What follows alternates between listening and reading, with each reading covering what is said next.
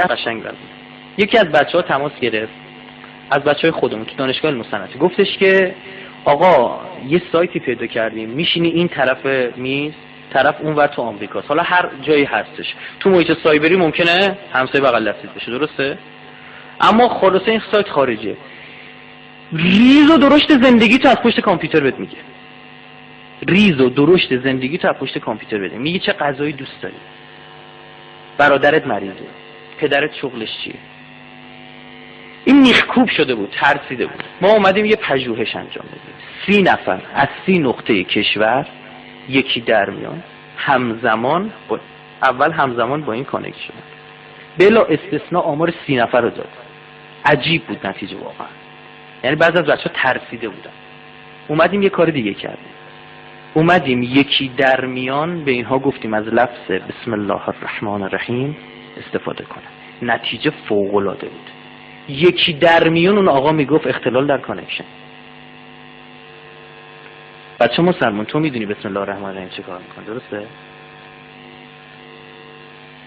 بسم الله الرحمن الرحیم کلیدی است که خیلی از شیاطین رو اصلا دفع میکنه. آقا جن مسلمان هم میبره نه عزیزم، مثل اون بنده خدای میشه دیگه. دفعه جدید پر جن توی سالنی مثلا همینجوری، بعد جنیان هم نشسته بودن همه، گفت بسم الله الرحمن الرحیم، همینجوری نگاهش میکنه دقیقاً همینجوری که شما دارید نگاه.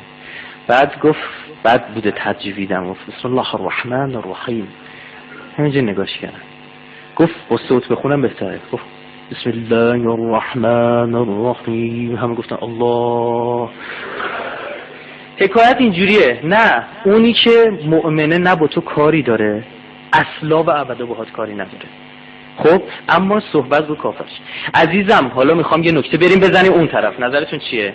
ماجرا اینجا میشه که ایالات متحده دستور میده بسم الله الرحمن الرحیم از ابتدای کلیه امور و سخنرانی‌های رؤسای کشورهای اسلامی باید حذف بشه. تعجب برانگیز نیستین؟ میگه بگو هو الحی، بگو هو القیوم، بگو هو الرحمن الرحیم، بگو بسم الرحمن الرحیم، ایرادی نداره، نگو بسم الله الرحمن الرحیم. بگی یه سری اتفاقات بود. فیلم این گلشیفته فراهانی با دکاپریو بازی کرده بود، بادی آف لایز بود، چی بود؟ آره توی اونجا من میدونم دیگه اینا رابطه‌شون با بسم الله الرحمن الرحیم چیه، رابطه جن و بسم الله. دیدم یه نامه یه بالاش نوشته بسم الله الرحمن الرحیم. من مطمئنم اینا از این کلمه استفاده نمیکنن، از این واژه استفاده نمیکنن. پاوز کردم کشیدم جلو. میدونی چی نوشته بود؟ بسم لله الرحمن الرحیم.